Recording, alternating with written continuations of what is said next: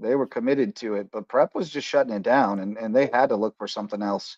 And then when they went over the top, that loosened things up. And then I think Prep just wore down as Yep. that game went on. It was And that's so when terribly hot, oh yeah, just for sure. terribly hot. Yeah, I Yeah, mean, like, which so much for the cool down that we no, had for a few Oh, it was days. nice no, out at JP2 this evening. it I wasn't won't too bad. Sure, deny Like after it. the it's rain, Pretty all hot. stuff happened, makes Yeah. but sense. yeah, Nick Underwood was also tremendous in this game, and they turned to him early. He was able to really find some control on the ground, and I think that opened up a lot more for this offense as it went around as this game went along. But don't forget about Nick Underwood. Yeah. He's been better than what I remember him. I mean, having that off season, he's been getting better, and the explosiveness has just been increasing from him. And exciting to be a team, especially the way they play defense. That defensive line I thought really did its job really well, and the addition of Ra is going to make it an important impact.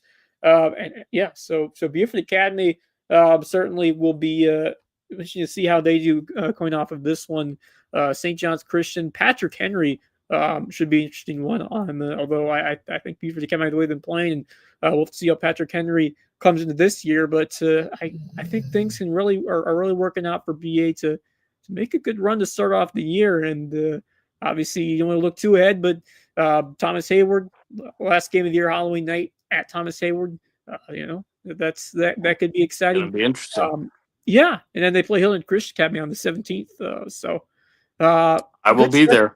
Good start for BA. That'll be interesting to Yeah. see if they can continue. Yeah, I think you can kind of throw out the kind of sluggish start on offense, chalk it up to trying to establish the run, maybe a little longer than they should have stuck to it, but just sticking to your game plan. There's no harm in that. And then I mean, early season stuff and the heat. Yes. It was sluggish at 5 o'clock. Yeah. It was prone for sluggishness.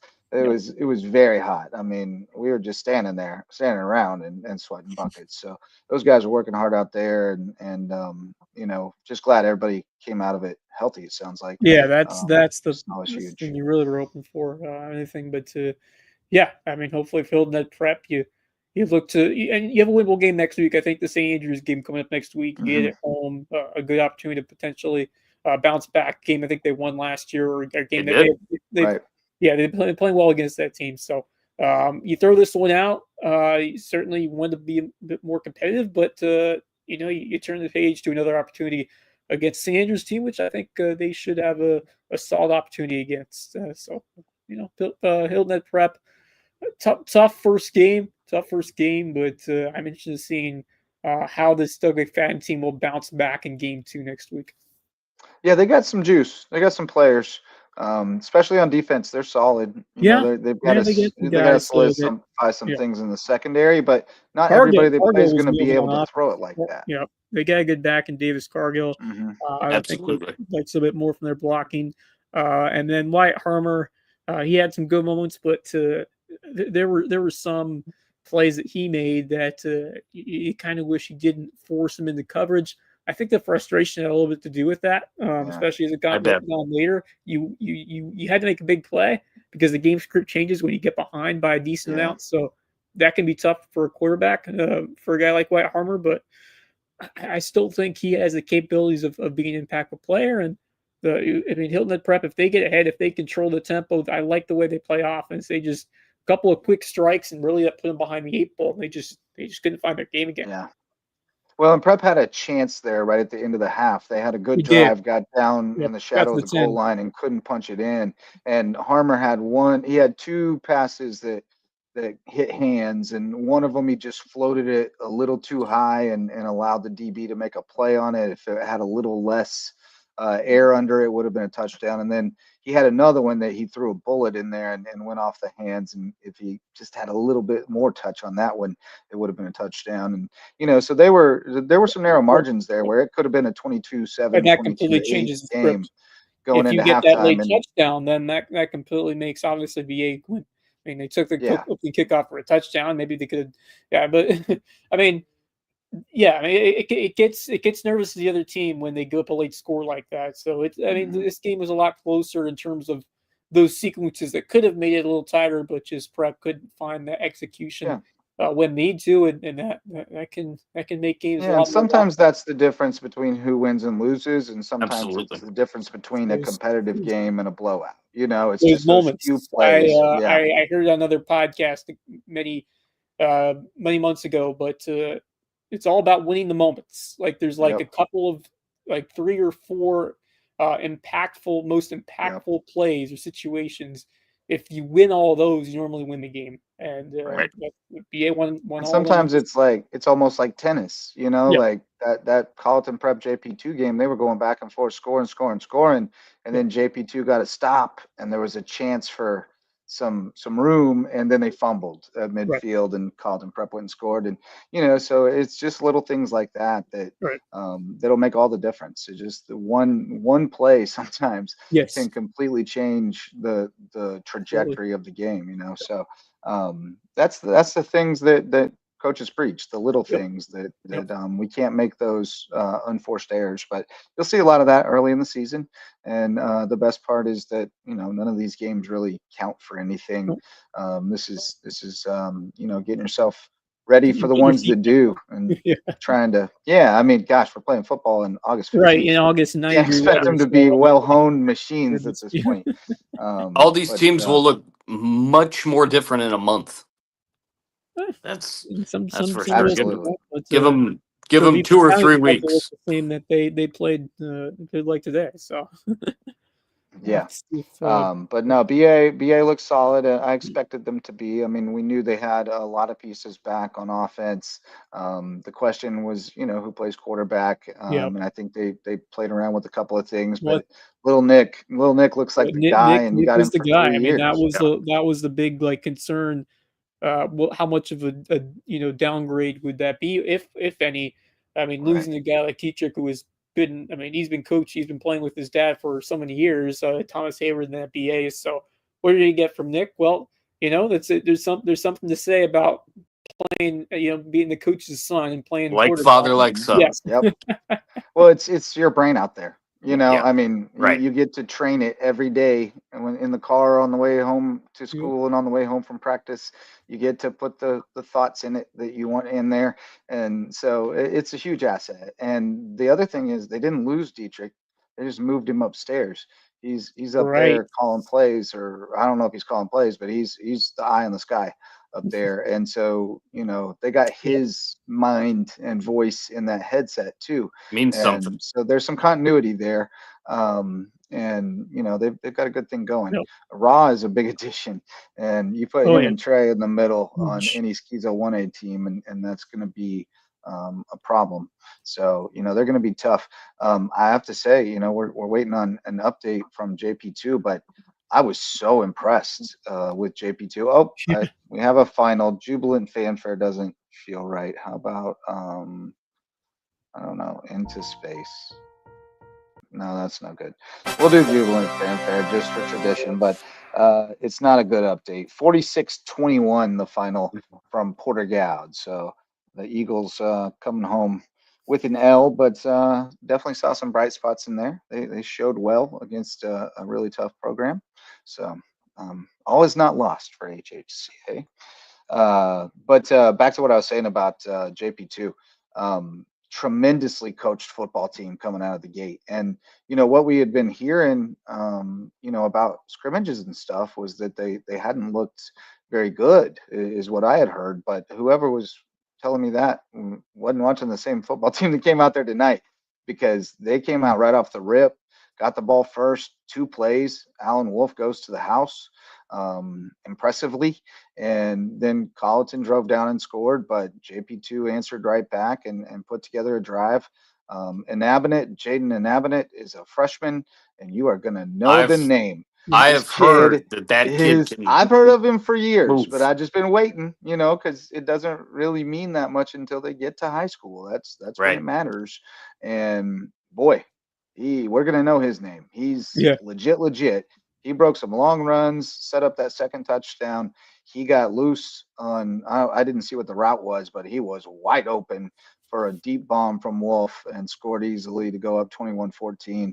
And I imagine he's going to have some big plays in the second half too, because he's a guy, and they found some bigs since they came to media day. I'll tell you that. Sean Phelan's out for one. We were told at media day that he was not planning to play football. He was focusing on basketball. He's out there and he makes a difference. Russell Spencer, an 8th grader, looks like a man playing he is at right guard. Dude. And then Griffin Spencer is playing a left tackle. And they got a little bitty old center, but he gets the job done. And they're tough. They are, and the thing that impressed me the most is they are a well coached football team. They have invested in a staff. Shane Milligan is not running a 1 or 2 or 3 man show over there. He's got young coaches with energy who are coaching during the game. I mean, coaching. And it's been that way. And then here's the other thing that stuck in my mind tonight. Saddled up beside our old friend Mark Clifford, and I saw him gimping in, and I thought that looks like Clifford's walk, but I couldn't figure out why he'd be at the JP2 game tonight. But Shane Milligan's dad and Mark Clifford coached together at East Carolina years ago. No kidding. And Shane's dad was in town for the game, so Mark came over and watched the game on the sideline with him. And he told me that he comes and watches JP2 practices frequently because he loves the way he runs a practice. And man, I can't think of a bigger compliment than an old ball coach going out of his way to watch you practice because he loves the way you run in practice. But that says a lot for what Shane Milligan's building over there. And I'll be the first to say I did not expect this tonight. And no matter how it turns out, they've shown well and changed my opinion of them for the season. Right. And Max said the same thing. I was very impressed with the way that they came into media day and just seeing the guys. They brought a lot of guys with them, but I noticed that the size wasn't there for the most part of the contingent that was there at media day. Yeah, they didn't bring the bigs with them. Right. It's going to be an improved team. There's no doubt about it. They're looking sharp tonight, surprising us for sure. It's going to be a fun team to watch. I look forward to seeing them down the line. I look forward to an update from Hilton Head prep game. I'm surprised. I've yet to hear from him, at least recently. I've been checking the feed, and I've yet to see. I haven't seen any updates. This is much more. I hope his phone didn't die. That's why you gotta charge it up before you leave. That's yeah. But I'm dying for an update from that one because that was a barn burner of a game while I was over there at Donnybrook, if you will. An unexpected one. Well, hey, sure. It looked like we got some news from the chat over on Instagram. Hilton Head Prep kicking off the girls' golf season tomorrow at the Buford Open at Crescent Point, 1:00 tea times over there. So that's from the HHI Golf Shop. We appreciate it. Very nice. But that's what we got tonight. So just a little appetizer before things are getting started. Just a little snack. While we wait for an update from Max, we can take a look ahead at what's coming next week because we have a full slate. We got 14 games in total, 8 of them in our local market and 3 Lowco on Lowco. We got Fort Dorchester at Beaufort. Beaufort was scheduled to play up at Hampton County tonight, but I don't know if they got that one in with the weather. But Beaufort, I talked with Bryce Libran today over text. He sent me a really nice note just saying, hey, I know the grind's about to start for you guys. I really appreciate what you guys do. And that was awesome. He's a class act. He's awesome. He really is. Really is. Along with a bunch of others. Yep. Jubilant Fanfare. We have an update. A field goal from JP2. It's 24-14 with 2 minutes left in the third quarter. I am impressed by the composure of this JP2 team and the way they're playing defensively. I mean, this looks like a completely different team than what we've seen the last several years. Give credit to Shane Milligan. Obviously, there's still got to finish it off. There's still 2:38 to go in the third quarter, but this is incredibly encouraging, more so than we ever expected to see from the way Alan Wolf and this JP2 offense And on top of that, the way they've been locked in defensively, it's really been a tremendous effort at home so far, and can Carlson Prep find an answer? A team that we have continued to see just 2:38 to play in the third quarter, so they've milked a little clock off. That explains the lack of updates. But we do have an update from the comments about a scrimmage tonight. Buford lost to Hampton 21-7. Lil J says they look rough, man, and there you go. Hampton 21-7 over Buford. But no, I was texting with Bryce, and I told him appreciated the text and told him how much we appreciate him and wished him luck and all that. And he said, we're pretty average right now. We expect to get better. Our defense is pretty solid, but our offense is a little limited right now, so we're working on that. So that comes out in the score there, 21-7. So strictly run. Yeah, they're going to be pretty one-dimensional, but they didn't attempt to pass in the state championship game against Powdersville a couple years ago. So one-dimensional can work in high school football if you can get that one dimension down to an art. And they do have a good offensive line, or an experienced one anyway. So you'd think that they'll find some success on the ground as the season goes on. But they're going to have a tough test next week at home against Fort Dorchester. I'm sure Jimmy Searson will be over there with bells on for that one. He was regretfully missing their game tonight, their scrimmage, because he was at the Colleton Prep game. Got to see the whole Searson family over there. I saw a lot of people tonight. That's the best part, is going out and seeing everybody. Saw Rich Pasirico, saw Jerry Faulkner, saw Coach Maynard. I saw Braden Deneen and his dad Shay. Hey, Braden blast from the past. No kidding. And then over at JP2, we saw our friend Scott Catterton, the trainer from Colleton Prep with the Mohawk. He's rocking the Mohawk again this year. Saw a bunch of people. We saw our new intern Cameron Jacoby out there taking some photos, and his pops, and my friend Scott Crosby and Candace Crosby, and she's coaching the cheerleading team for JP2. So Russell Spencer. I also saw this is just naming some people. I also saw Richard Jennings, great man. And he let me know that Hayden Jennings joining the JP2 baseball staff. So, and they're trying to get him on the football staff as well. We love it when our Lowco kids come home and join the coaching staff. So that was all good. But anyway, I was telling you about next week's games. Bluffton's at Whale Branch. That one looks like probably could get out of hand. I think Whale Branch is going to be a little down this year. Whoa. Speaking of, 42-0. Hilton Head over Whale Branch. They're playing full games for the Jamborees. I thought they now. Jeez Louise. Wow. I take back what I just said, possibly. Whale Branch is going to be a little down this year. They're going to be a little down. They lost some dogs, both to graduation and to the portal, including Big Raw. So they'll take their lumps against the big boys. They'll still fight against their weight class, but I don't think they're going to be able to hold down Bluffton's offense tomorrow or next week. Hampton at Colleton. Colleton got roughed up a little bit tonight per our Colleton County correspondent, Lily Mitchell. 28-6. Bamberg beat up on them in the scrimmage. So we've heard some good things out of Colleton. So we'll see how that goes. But I think Hardyville might get Whale Branch. There's good things coming out of Hardyville camp. We're too deep on the line now, and that's critical. That's critical. It's great. I'll see Whale Branch against Ridgeland in a few weeks. That's our first game on WHHI. All right. I like Ridgeland this year. They're going to be tough. I do too. Yeah. We got Hampton Colleton. We mentioned that. That should be a good one. We got a county line rivalry there. Hampton probably expected to be the favorite, but Colleton got a chip on their shoulder about that one. Stall at Hilton Head. I think the Seahawks are going to be poised to roll in that one. May River at Airport. Road trip for the Sharks to with the the slot T Mafia goes on the road to airport.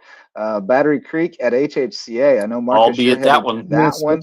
As long as there's no deluge of rain like well, we sure. got stuck in last That's few going to be hours an ago. interesting game. It will I've be. heard pretty good reports from Battery Creek camp, and I think they're going to be big and physical up front, which is not HHCA's strong suit. So, whether they can contain Reed McCollum is the question. But that could be a good matchup. That's kind of fun. That might be the place where I end up too, because two local and local game, two teams that really intrigued me this year, and I think Kilden Christian could be tested by what we are seeing over there at Battery Creek. So I most likely will be there as well. Fort Dorchester Buford should be a good one as well. But I like getting that guaranteed winner going to an all local game. But Fort Dorchester has had the better of Buford in years past. Yep. Yeah, they certainly have. I thought you might be attracted to the Bluffton Whale Branch game just to see the Bobcats. Yes, but it is a long trek though. It is a long trek, and I don't know if I was confident after they were dispatched last year. It could get ugly early. I'll be at the Ville. We got Bethune Bowman coming to the Ville to open things up. We beat them up pretty good last year, and we hope that we have success again this year. So that'll be fun. Ridgeland starts at Eau Claire. They played them at home last year and got a dub. JP2 goes to Lawrence Manning, which is a far more interesting game now than it was 24 hours ago in our minds. Absolutely. Maybe 12 hours ago. Into the third. JP2 up by 10, but Colleton is driving. In the red zone. Maybe we can get a live look. Your Scott Hansen voice. Yeah, in the red zone. JP2 Lawrence Manning looks more interesting now. St. Andrews at Hilton Head Prep is very interesting. St. Andrews coming over to play in the afternoon delight, which is no delight this time of year. That should be a good one. Colleton Prep at St. John's Christian. Will it be a bounce back game for Colleton Prep, or will they come back and win this one in the fourth? We shall see. We still have some drama at this late hour. Yes. On the first Friday of high school football season. Academic Magnet at Patrick Henry. The rare. We got two Skiza Shizzle crossovers. That's a rarity. We do. Thomas Hayward at Bethesda. A lot of Thomas Hayward Rebels out in attendance tonight at JP2, checking out some competition. And Cross, which originally we had them scheduled to open at the Kings Academy tonight, but I saw that game disappeared from both schools' schedules. So I think it may have been scrapped. They may have both agreed that they weren't ready yet, or I don't know. But next week, Cross scheduled to go to Jefferson Davis, which is never a picnic. Never a picnic. So we'll see how that one goes. But I will say that's never a picnic. But I think this Cross team is going to be much improved. I agree. I like the new coach. Some video coming out. Oh yeah, big fan of Rico. He's an All-American from Tennessee, or NFL player. Yeah. But he was an animal at Tennessee, one of the greatest to ever play there, and he brings big energy. Obviously, great football IQ and philosophy, and I think I was really impressed with them at Media Day, and I've seen a lot of video that they put out, or a little video that they put out from camp, and they just look like a football team, and at times last year they didn't look like they had enough guys that were really ready for that. So I think it's a lot of it's youth. They were really, really young, and some of that's starting to come to fruition now. But I think as soon as they have success, that program is going to grow fairly quickly. It's just that nobody wants to go to the program that has never won. So you gotta be the first ones at some point. You gotta set a foundation, and then people will follow you. Yeah, absolutely. So I think they got a good group this year. I'll go check it out. 8-man football is wild. I told you I was talking with Mark Clifford tonight. You guys go back far enough that. What's that? Oh yeah, he would know about 8-man football. Yeah, and that's what we were talking about. A couple of things. One is I was talking about how crazy I would have thought you were if you told me 15 years ago that there'll be a time where Hilton Head Prep can't hold a candle to Buford Academy of football because, 15 years ago, Hilton Head Prep was you got Rompaduzzi there, and BA was a fledgling 8-man program. Yes, and now, and I said it, and it all happened because you had the guts to go coach 8-man football, Mark Clifford. And he goes, I didn't know till after I signed the contract. And I said, what? And he said, yeah, I signed the contract. And then Durbin said, oh, by the way, we play 8-man football. State championship. So and then I had to go start watching a bunch of Texas 8-man games on YouTube. But he loved it. He said he loved it. He said that was the only time he ever got to hang 60 on somebody was in an 8-man game. And he really enjoyed it. And what a character going over there and winning the state championship in the first year, and the next year they were 11-man. And you talk about he resurrected the program. Winning resets the trajectory. And so that was a huge move for them. And then, they made another really good move by snagging Shuford a couple of years ago, and letting Cliff stay on and kind of advise him. And they got that program rolling good now. So I expect them to be a serious contender in SCISA 1A, and they expect they're shooting for it all. Yeah, they're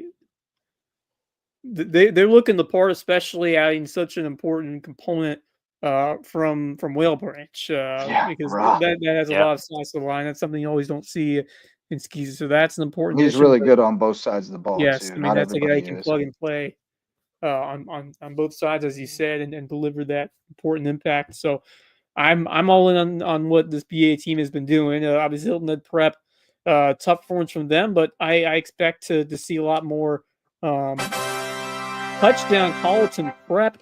The Indeed. try is good. We've got ourselves a 2-point game. 2-point game. 40 to go. Did you expect this kind of drama tonight? I didn't expect Colleton Prep to lay down and let this one go. No. I guarantee you that. They're tough kids. And, talking with Scott before the game, actually early in the game, I said, I didn't really expect this. And he said, I don't think they did either. But we both agreed that that's exactly what a team needs sometimes is, they had a great preseason. They were feeling like, hey, we're state championship contenders. And they came out there and they got popped in the mouth by a team that they didn't expect to be able to do that to them. And so, that can be a great thing for your team to get a little wake up call early. And if they can pull this out and win it, it could really propel them. On the other hand, JP2 needs to get this done. they do in a bad way. I wrote in the preview that they had this one circled as a winnable game, and now it feels like almost a must-win. We better hold on, or else. You better win it now. You played too well not to, right? Yeah. So we're gonna find something out about these two teams in the last 10:40 of this game, and hopefully we can get Max to join us live and take us home because we're getting down to it. This is why we do it live, so we can do this. By the way, this show presented by Mickelson Law Firm, our original sponsor, our all-star sponsor. And with us since the beginning, they're presenting sponsor of our Hilton Head Christian Academy coverage and our official real estate closing attorney. But they can help you with all your legal needs at Mickelson Law Firm. We also thank Hudson's Seafood House on the Docks. Great place for seafood, sunsets, and cocktails on Hilton Head Island. Presenting sponsor of Under the Bus. I told you I saw Coach Basirko tonight. They're looking forward to getting back the Tuesday after Labor Day. They're taking a little hiatus during the dog days, but they're ready to talk NFL, college football, MLB down the stretch.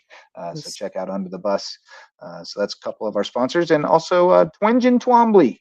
They got a funny name, but they get real results. They're personal injury attorneys out of Buford. Twenge and Twombly brought to us by Jeff Riley, the legend.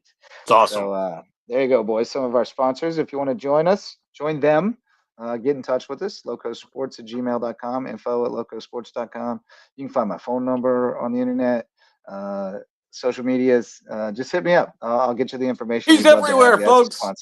Yeah, I'm here. I'm there. I'm every bleeping where.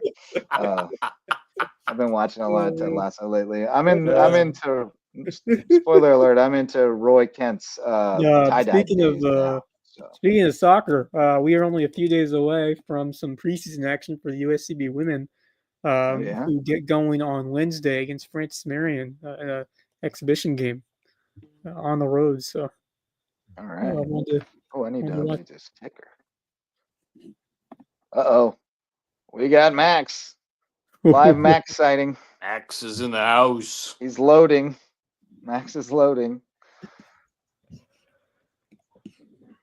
There he is. There he is. Max is loaded, fully loaded, and live from City Hall. I better not say it like I usually do.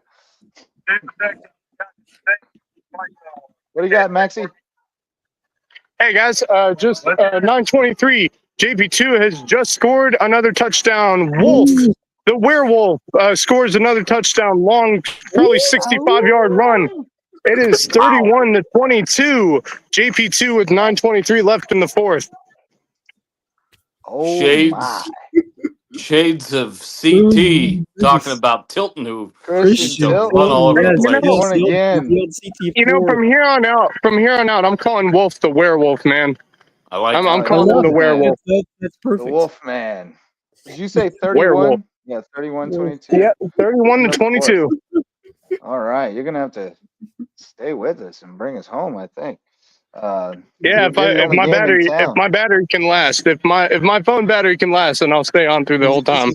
This is why you charge it before the. I'm sure you did. Yeah, Oh, I did. I did. Yeah, I need to get me one of those portable chargers so I can have it on the go. For sure, it's a must. Yep, it's a must these days. All right, so back up by 9, which is critical. That extra point was huge. That makes it a 2-score game. So we've got intrigue.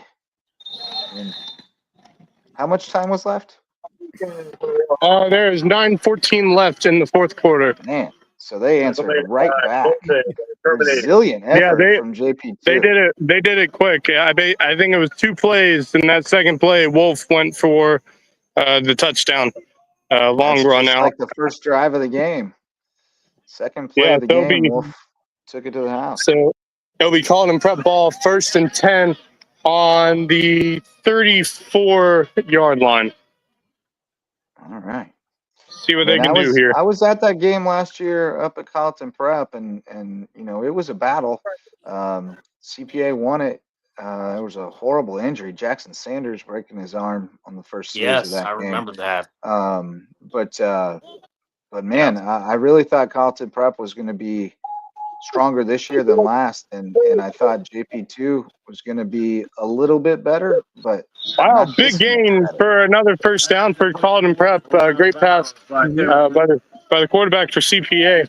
They'll be on the 1st and 10 right on the 50-yard line. All right. This Colleton Prep team is not going to go away, and we've seen how hard they compete. You want to flip that thing around and let us watch? You should flip that thing around and let us watch, Max. Hold on 1 second, fellas. Hold on. All right, I'm out of the blue. We're good. We're good. What? I said flip that thing around and let us watch. Flip the phone. I'll see if I can. Hold on. Let me see if I can flip the camera here. Give me a second. There you go. I don't know if you can flip the camera, but you can turn your phone around. Yeah. Give me a second. Let me get you a good view here. Hold on. And we'll take you full screen. There we go. Here we go. It's something. JP2 with the sack. Ooh. So it will be 3rd down and long. Bonus play coming up. Big play coming up. 3rd and long. Let's see if I can get the view here. It's close to if they can get a stop right now. 3rd and long. Blow this thing up as big as I can. Stand here. See what we got. 3rd and long for the Warhawks. That looked like that was movement. Oh, he's on the move. He's on the move. He's throwing pass down the sideline. Out of bounds. Way out of bounds. It's 4th down. The throw, no good. It is 4th down and about 15-16 here. So we'll see if they punt here. More than likely they will with 7:40 left in the 4th. 7:40, tough decision. Yeah. Although, Yeah. Yeah. Probably should have tried to get half of it back there, right? Instead of going for all of it. That 2-score game makes impactful because they're going to go for it here, fellas. They're going to go for it here. This could be it See, right I here. feel like it's 4-down territory, which is why I think I would have tried to get half of it on that play. And it is no good. No good. Turnover. JP2's ball. They're going to drive it back here. Wow. JP2 football. I mean, they can put it away with the score right here. Get on the other side of the field here. Hold on, fellas. Touchdown here would put it away. Pretty much for JP2. Yeah, just soak up as much of that clock as you can and put it in for either 3 or 6 or 7. And well, and here's the thing about JP2 is like my opinion of him going in was based on I wasn't sure about the offensive line, right? Well, now I've seen that offensive line. Yeah. That offensive line's legit. And so now I'm like, huh. I mean, I talked with the head coach for JP2, and he said this is the biggest line.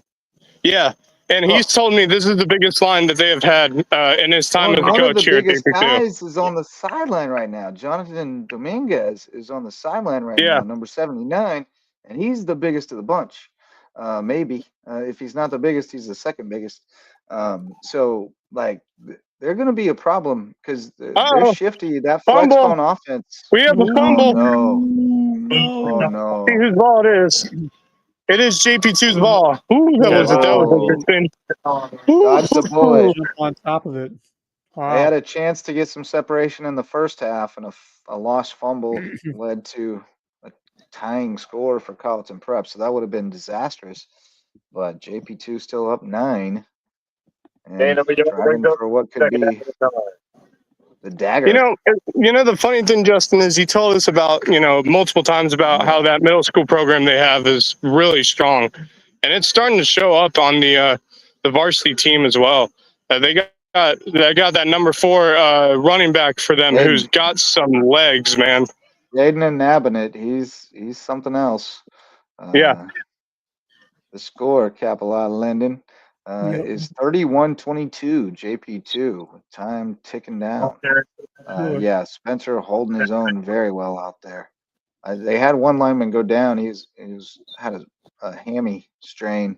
He's trying to stretch it out, but Spencer in there at left guard or right guard, and he's just holding it down. And unfortunately, he's gone down again. The cramps are I think hitting him right now. Yeah, who's that? It's that time. Jaden. Oh, a Nabonet. Yeah, gotcha. Yep. Yeah, JP2 middle school was undefeated last year. I know one big piece off of that team is now a Hardy villain. He's a Hurricane. Andres Dominguez. He's looking good for the Canes. Excited for him for wrestling as well. Younger brother to Jonathan. So what do we got? We waiting on an injury on the cramp? Yeah, we have 2 injuries. Jaden for JP2, and then another player for Colleton Prep. Both came down on the play. Jaden got hit hard, but I think he's still dealing with cramps. He tried to get back in the game, but that first play they handed him the ball, and he got hit hard, and he just laid down and just stayed there. So he might possibly be done for the night. That's the 3rd time he's kind of fallen on the field with leg issues. So. He may be done for the night. I don't know. We'll see if he comes back on if it gets interesting here. But there's 6:23 left. It's 3rd and 5 for JP2. The other guy who was tearing it up for JP2 was Andrew Boykin, number 40. Yeah, the fullback coming through, first man through. He was.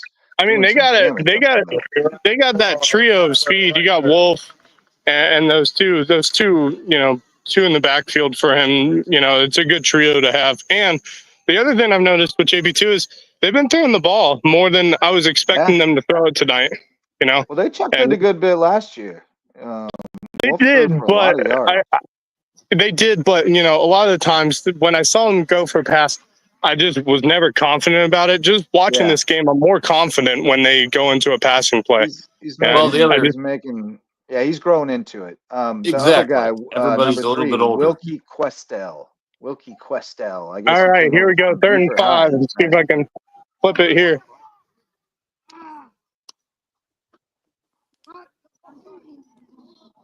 There we go. Pushing the pile. And that is going to be 4th down. The first down was not completed, so they lost some yards on that play as well. So it'll be 4th and about 8 yards. Yeah, probably. Max giving us live updates from City Hall in Hardyville. JP2 leading Carlton Prep 31-22. JP2 with the ball, trying to put it away. One of the things I've noticed in this game is injuries are very apparent. Obviously, first game of the season for both of them, so you can expect injuries, but a lot more injuries than I expected them to have today. How much time's left there, Max? They got 5:42 in the 4th, and then it is 4th down and about 7 or 8 yards for JP2. We'll see if they punt it here or they just go for it and see if they can shut this down from here on out. Yeah, depends on how much you believe in how well this offense is playing. Their kicking game's been tremendous tonight. They've made all their extra points. They made a field goal. And they pinned them. Their punters pinned them inside the 5 twice while I was there. Yeah, he pinned them. The last punt they had, they pinned Carlton Prep over to the 2-yard line. So they've been doing great on special teams. A couple field goals have been made tonight as well. So, they got good special teams, really good special teams. They have coached this team. And JB2 will call a timeout here to discuss what to do on this 4th down in about 7. All right. You are looking live. Yeah, we're looking live. Turf field. Yeah. I'm surprised this turf field is, better. It's been handling much better than I expected it to. Yeah, it's not bad. Yeah, I've heard it gets a little slippery, but it didn't seem to be bothering them. No, I mean, it hasn't been super slippery on here tonight either. The soccer guys complain about that more than the football guys. That's I hate saying that, but that's soccer. Sometimes they like to complain a little bit. Slippery is dangerous in soccer. It is really dangerous. That's a good point. It is very dangerous. Yeah. Dangerous ACL waiting to happen. But yeah. Hence why I still hate NFL using turf fields on most of them. I'm not a big fan of turf fields in general. I get it. I understand the. I just feel like it's caused too many injuries. All right, here we go. 4th down and 7. They're going to punt it here and give it back to Carlton Prep. Going for the Coffin corner again. Yeah. Running down the field. Oh, he's still going. Oh, my. He's still going. He's still going. They called him out of bounds. We're looking at you.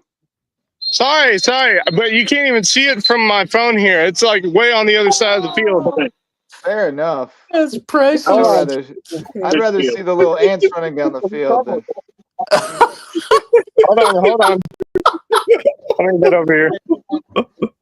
Oh, you have a camera at the game, sir. Oh, he's still going. Turn it around. He's still going. Turn it around. Shut it, guys. Shut it. I'm trying to see where they've marked him out of bounds here. Turn it into comedy hour. Dude, he kept.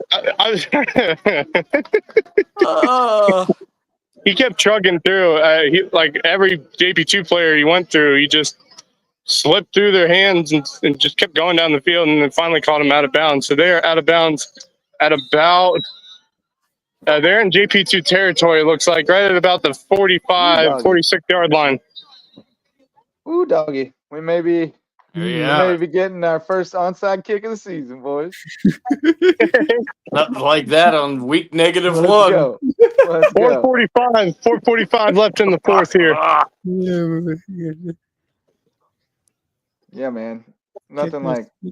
Another injured player for JP2. Oh man. Yeah, that's. I mean, I was so hyped for football that I voluntarily drove down to Sea Pines when it was 1,000,000 degrees to watch that game today. Brave man. Yeah, I just had to go see some football. Yeah, what's happening? Incomplete on first down for Colin Prep. It'll be a 2nd and 10 here at the 45-yard line. NFL exhibitions don't do it for me. Nah. Yep. Nah. I'd rather watch like an Arena League game than that. Right. I just want both teams to be trying. You know, like I just can't. I can't watch a competition where some of the people aren't trying. It doesn't work for me. Right. Incomplete. It is 3rd and 10 for Colin Prep. That was quick. Yep. 4:38 left in the 4th. All right. Going for broke.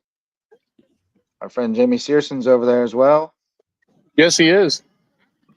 There's a lot of people there, man. That place. There's a lot of people tonight. There. Yeah, both. Huh? They still there? Oh yeah, they're still there. All of them are still here. I think I haven't seen one person leave.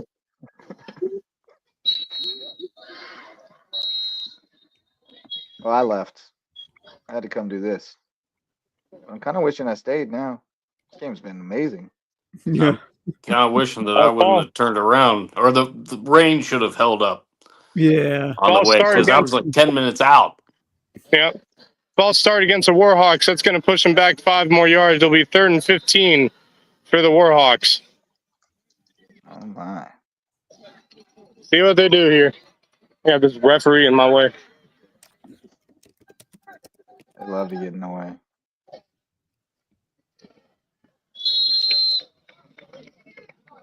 Quarterback run, but it won't be enough for a first down. It'll be about 4th and 7. So the decision time here for the Warhawks. I think they got to go for it here. There's no decision. You got to go. You have to. Yeah, they got to go for it. 4:08 and counting here in the 4th quarter. Need 2 scores. Gotta go right now. Gotta go. Yes, indeed. Pitchy. All right, here we go. 4th down for the Warhawks. I'm going full screen.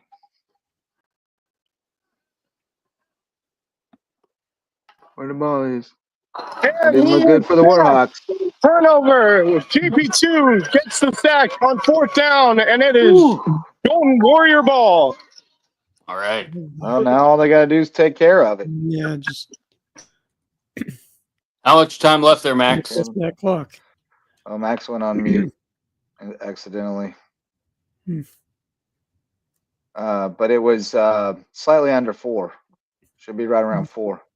All right, 3:37 left in the 4th quarter. It is now Golden Warrior football, and they have a good chance of running it out or extending the lead. You know how many timeouts Carlton has? JB2 has 1 timeout remaining. I believe Carlton Prep still has all 3. Oh, okay. So they'll have that's a factor. Interesting. So they'll need to get a couple first downs. Yep. Anyway, and hang on to the football. 2 hands on the ball, boys. Got salt one away. I'm not rooting for JP2. Like I'm just saying, I mean, as JP2, that's got to be your mindset.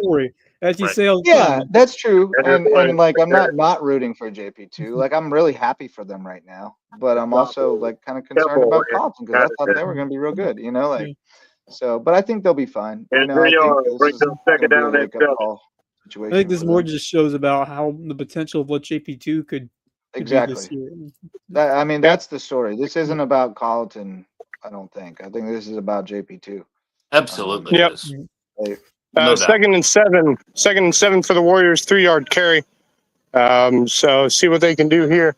2:58 and counting left in the 4th quarter.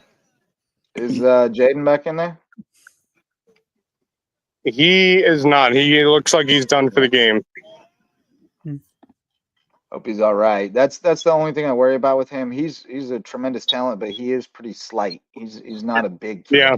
And he'll get bigger. He's only a freshman, but he's not real big right now, and he's going to take some hits. Again, about 4 brings up Hope he stays healthy. 3.5 yards. But he looks like the real deal. I'll tell you what. They got him at 5'10", 175. I'm not sure he's that big, but he's nice. He's quick. So it is 3rd and about 4 here. It looks like Colin Prep may have called a timeout. So that'll be their first timeout on 3rd down for JP2 with 2:38 left in the 4th quarter. Nice. By the way, freshman Russell Spencer, 6'2", 280. And he's every bit of it. Every bit of it. Yep. I mean, his brother's 6'4", 240. So that's got some height in that family. It was Spencer Murphy who was injured, had the hamstring earlier. He's probably back in the game because he's a dog. All right, here we go. 3rd and 4 for the Golden Warriors here. See if they can get the first down and finish it out here. Wolf on the carry. And Wolf the ball there. He will be short. No gain on the play. It is 4th down and 4. They'll bring up 4th down for the Golden Warriors. 4th down and 4 with 2:24 left. Timeout. I would assume that is the Colin Prep timeout. Yeah. Where are they at on the field? Do you punt this one? They are at about the 40. Hold on, let me take a look. Yeah. I think I just punted. Yeah, you got to trust the way you the 43-yard line in Colin Prep territory. Make them go the length of the field because they need to punt that one. Yeah. Punt it. I mean, with how they've been punting it tonight, I'd do it. Yeah, and pin them down again, and get this game over with. Yeah, that's the move. Because I mean, then you can just drop back and just don't give up anything big and make them milk clock to move down the field. They've got to get a miracle. Interesting call here. They're going for it? Oh, the offense. They are going for it on 4th down. Alan Wolf is behind center here. They may just try to draw them off sides and then call timeout. They did not. They ran the play. Wow. And did he get it? He did. First down, JP2 to close it out. Wow. 2:19 left in the 4th, and it is counting down. Jay Milligan just throwing it out there, Dan Campbell style. Oh, man. Let's go. Injury timeout here for JP2. Party in Hardyville tonight. That's going to be a party today, man. We're going to get this first down. Andrew Boykin is going to be a bowling 2:12 ball. left. 2:12 left in the 4th quarter. Another injury for JP2. Boy, they have been getting injuries on both sides tonight, man. Those cramps are becoming an issue. It's going to be that way, especially for these first few weeks. We see it all the time because of the heat and humidity. Prehydrate. So it will be first down. Can't do it enough. And it will be 1st and 10 from the 38-yard line of Colin Prep territory. JP2 close it out. 2:12 left in the 4th. It is 31-22 with JP2. Super. How about those guys?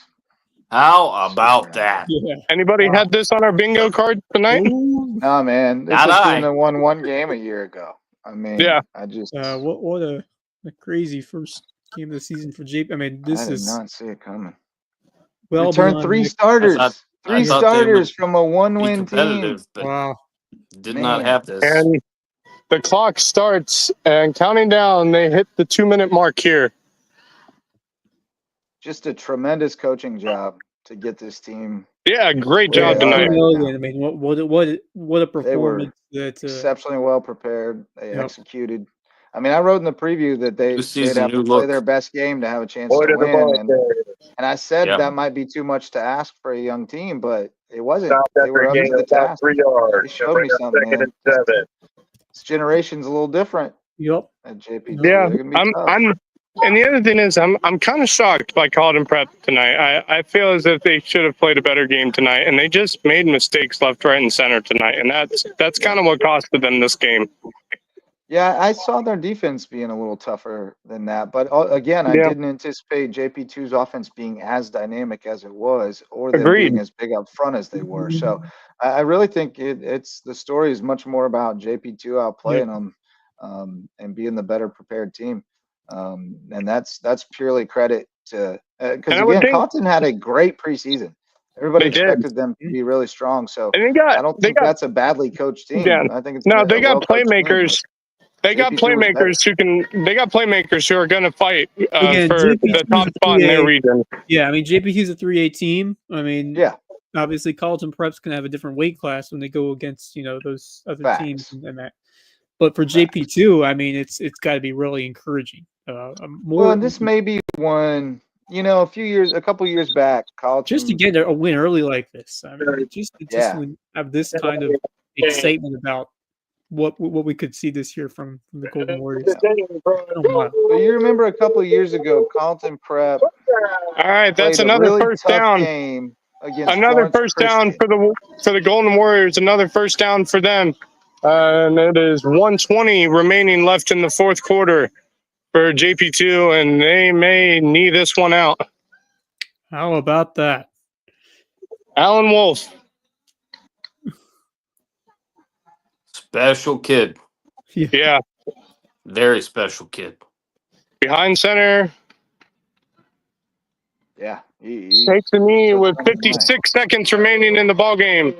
Victory formation for the Golden Warriors.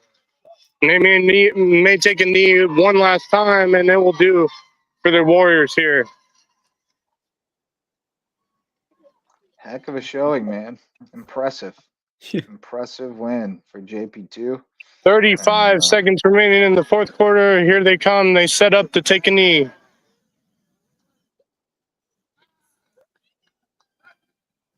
And they take the knee, and that is going to do it for the JP2 Warriors. Wow. They take down Carlton Prep 31-22. JP2 is looking like a much different team this year. JP2 starts the season 1-0. What a feeling in that locker room it's going to be. Yeah, man. Good game. It'll be hype over there. We're going to have to try to get somebody from the Golden Warriors on the show Monday night, I suppose. And I'm going to see if I can get Coach on here with us. Oh, that'll be awesome. I have another final. Cross did play. They lost 33-0 to the Kings Academy. Hey, that's not bad. They lost. They had a much worse game last year against that team. So high hopes. High hopes are crossed, man. Yep, absolutely. I mean, as we know, 33-0 can look a lot of different ways. Yes. Yeah. That can happen a lot of different ways. So it's hard to say what that really means. But yeah, last year they beat them 58-6 and 46-6. So that's an improvement. Baby steps. Yeah, baby steps indeed. But yeah, let's see if Max can get Coach Milligan. That would be fantastic. Capper to week -1, the week before 0. I'm gonna go and try and find the coach here. I don't know why we're still doing the week 0 thing. I didn't make the rules. Indeed.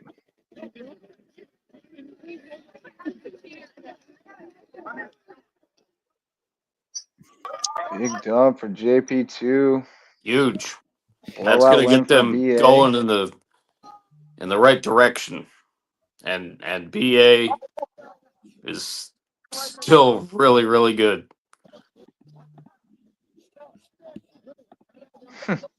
Apparently, whoever's running JP2's Twitter/X account kept calling CPA the Red Hawks, which gave Stricklander a good laugh every time.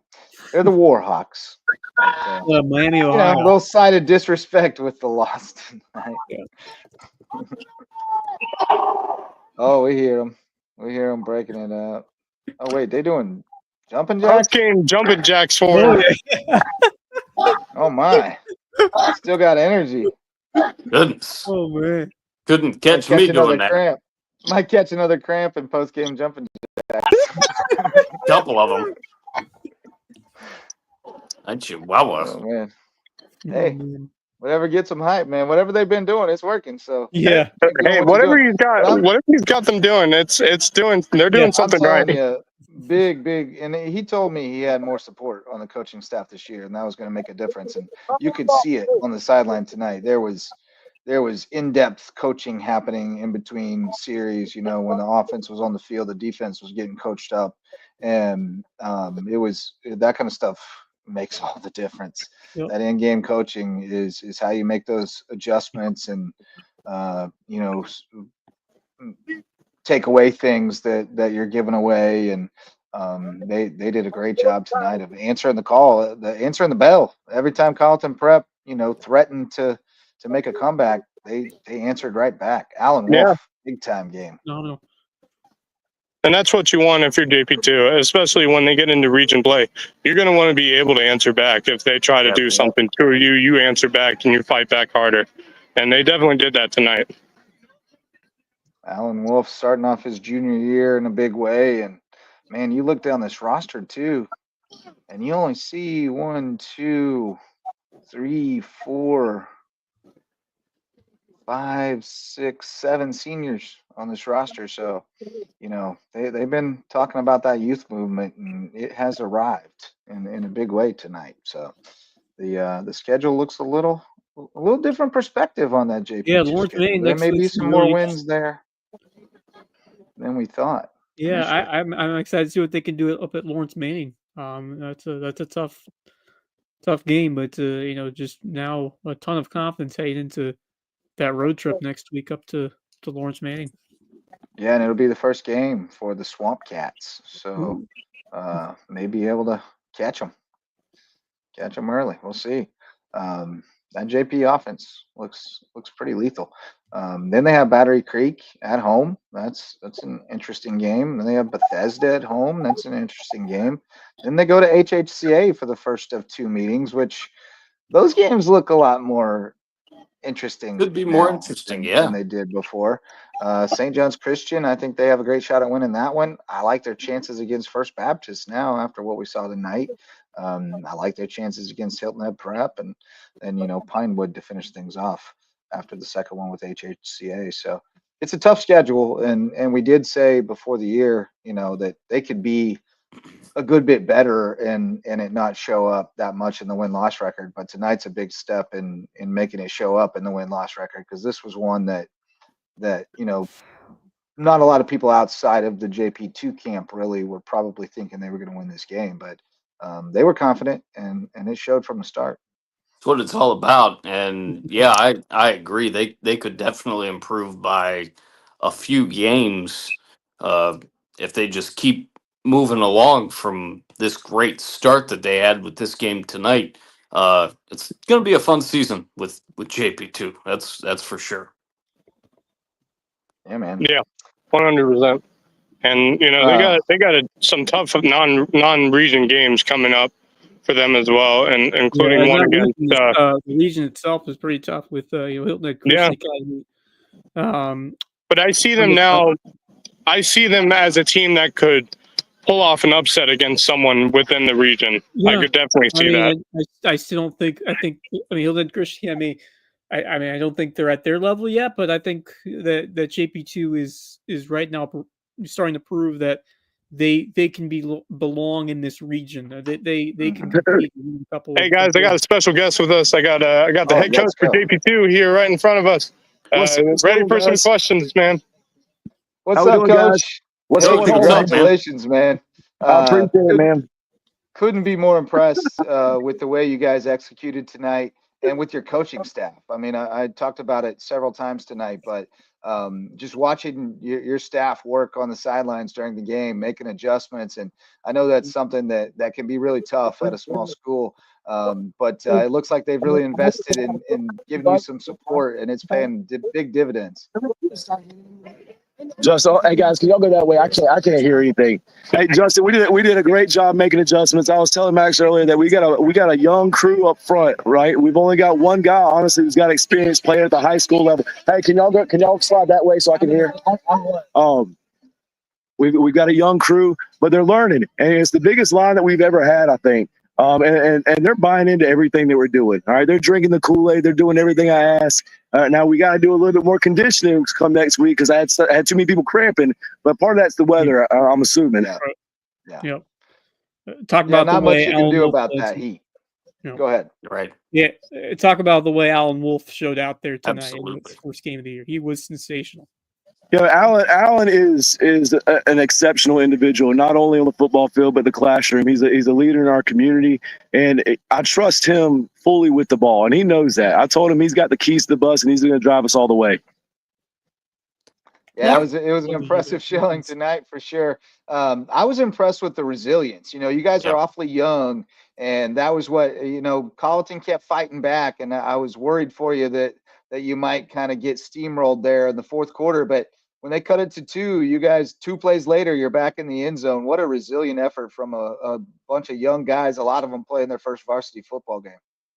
They came out hungry. They really wanted this one. We played them hard last year with a bunch of upperclassmen, and we just made too many mistakes. Our main focus through this week was taking care of the football, and I think we did a pretty good job at doing that. The resiliency of it, I think part of it was our players, but also the coaching staff, like you were mentioning. I mean, we were really on top of things tonight. My assistant coaches, my DC, Kendall Mazzo, did a great job getting guys out there. We've got a bunch of young guys, like you said, and we're trying really hard to get everybody reps and getting everybody some experience, because even the young guys we have, the freshmen, that freshman started at corner tonight, never played varsity before, and he stepped up big for us. He's going to be a good one here in the next few years. And I know Max earlier was talking about our running back, Jaden. He is going to be special. I'm sure y'all heard about him from middle school last year. Got 4 years with it, and I'm really looking forward to it. Talk about that decision on fourth down to pretty much seal the game at the end. I knew between Allen and Andrew Boyden, we would take care of the ball and we would drive it home. Those two guys, when it's down to crunch time, I want the ball in their hands. Boyden was an animal tonight. Yeah. He was an animal. He was, and when I first got here, he was a guard, believe it or not, and he hadn't played much football. I mean, this is only his 3rd year of playing football, and he's moved from guard to tight end, and now I trust him. So I say, hey, we're going to put the ball in your hands, and you're going to run over people, and you're going to be hard to tackle. As long as you don't fumble, I'm going to be a happy man. Marcus, get in there, buddy. Just talk about the youth movement. We talked with you during media day about it, Coach. A lot of guys, moving on. The guys, though, that you have, especially the young guys, they were eager, a few weeks ago when I met with them. Talk about just how everything's been going, and obviously a huge win, a team win, and a win that could, form a pretty daggone good season for you guys. We've got 7 seniors, we've got 8 juniors, only 3 sophomores, and we got 16 freshmen on the team. 3 of those freshmen had very impactful playing time this game, and some of them are going to be called on more down the road. Our hopes for this year was to have a JV program, and we just didn't quite have the numbers. I'm still searching the school bin for some guys who might be missing the bus a little bit, because we got some guys there. I just got to try to convince them to get out here. But they know they're going to be ready when their number's called. Didn't get too many. Like I said, 3 guys really had an impact. Some more guys are going to be coming off the bench later. My guy Russell Spencer, definitely impactful out there. Yeah. But you and I both know Dude. the best thing that can happen for recruiting your halls is winning that first one, brother. That's right. Now everybody wants to be a part of a winner, so you get to go to work on Monday and start handing out physical forms, right? Oh yeah, we most definitely. We get to wear our Victory Monday shirts next week, which everybody loves because they don't have to wear the school uniform. And I'm sure we'll get some guys wanting to join up after that. So the whole school gets to wear dress down Monday because of you guys? You're dang right. That's Nice. heroic. Oh man, you delivered in a big way. That's amazing. Looking ahead to next week, Lawrence Manning, really tough program. but you have to feel a lot different about it right now than you would have a year ago. Yeah, last year against Lawrence Manning, we played, really a half of football. In the first half, we struggled getting things going. Second half, we found our footing. They got some heck of good athletes out there. Nothing's going to change with what we're doing. I have confidence in our backfield. A lot of our focus is going to be on our pass defense. Some things tonight I was, a little frustrated with, but I think a lot of that just comes down to getting reps. Absolutely. Yep. Young team. And you got the ultimate compliment tonight. I met your dad, first of all, because I went over to say hi to Coach Clifford. And Coach Clifford told me he stops by your practices regularly because he loves the way you run a practice. And I can't think of a better compliment than old ball coach just popping by your practice because he likes to watch the way you run it. Coach Clifford is a Buford legend. He and my father coached back in the day. At ECU, and they're good buddies. We got a fishing tournament coming up in September that my dad and Coach Clifford can go out on. So I want him around our program. He knows what he's doing. He could be a big mentor for me, and I'm so happy that he's on this boat right now. Well, hey man, go celebrate with the kids. But thanks a lot for spending some time with us, and congrats on a great opening to the season. Hey, Justin, I appreciate it. Wes, I appreciate it. Marks. Hey, we'll see you next time, guys. I hope y'all get another game real soon. All right. Sounds great, care, Coach. Man. Have a good night. Congratulations. We'll talk to you down the line. Thanks, Coach. Appreciate it, man. All right, that's going to do it for me here. Yeah, that's going to do it for me here. I'm going to try and get back on the car, but I don't have much battery left, so hopefully I can catch you guys when I get home. We're going to bring it in for a landing, so just get home safe, buddy. Yeah, final score, JP2 31, Colton Prep 22. I'll see you guys probably on Monday, and we can talk about the upcoming week for football. Yes, sir. Thanks so much. That's good, man. Safe travels. That's Later, guys. Reporting live from City Hall in Hardyville. Great reporting from Max tonight. Yeah. I razzed him about not turning the camera around, but he did a phenomenal job. We knew exactly what was going on when it mattered, and we got to talk to Coach Milligan after, which was awesome. That was two great guests tonight. Ra was tremendous, and Coach Milligan was excellent. He's a pro at the post-game interview. That was excellent. He's well, boys, pretty it's awesome been a good time. 3 games slate, 4 game slate. Yeah, we went deep on all these games because we had a full hour and a half to play with for 3 games, so 4 games, I guess. But good times. It was fun. Shouting out a few more sponsors. HHI Windows and Doors improves your view of the Lowco. Speaking of Hilton Head Prep, Coach Barron, he's in charge over there at HHI Windows and Doors. Reverence Wrestling Club, our official wrestling sponsor and presenting sponsor of the Lowco Grind. And Jay's Barbershop, the place to be in Ridgeland, whether you need a haircut or not. We're always looking for more sponsors, so if you want to get in the game with us, we'll have a lot more games to talk about, and therefore probably a lot bigger audience next week. So be a good time to get in front of them. But that's going to do it for the week before 0, week -1 of Lowco Pigskin Live. Next week, it's week 0, and then we start positive integers the rest of the way. So that'll do it for tonight. The finals, one last time, BA 36-0 over Hilton Head Prep. John Paul II, 31, Colleton Prep 22, Porter Gad 46, Hilton Head Christian 21, and the Kings Academy 33, Cross Schools 0. Those are the finals from week -1. We'll see you Monday night for the Lowco Sports Lowdown. Get you caught up on what's happening around the Lowco and probably recap all this stuff again. And we'll have stats by then that we can pour over and highlights and lots of other stuff to talk about. And we'll have Ryle Owens joining us on Monday night to talk about his new contract playing in Chile this season. He's moving closer to home. He'll be in South America. So we'll have Ryle on Monday night, talk some more football, and let you know what's going on next week. Busy week. Things are cranking up on the Lowco Sports Lowdown. So thanks so much to everybody who joined us tonight, especially our guests, Ross Saunders and Coach Milligan. Thanks to Max for the great reporting out there at City Hall. And thanks to all of you who showed up to listen or watch. Until next time, for Marcus Walsh and Wes Kerr, I'm Justin Jarrett. Go Lowco.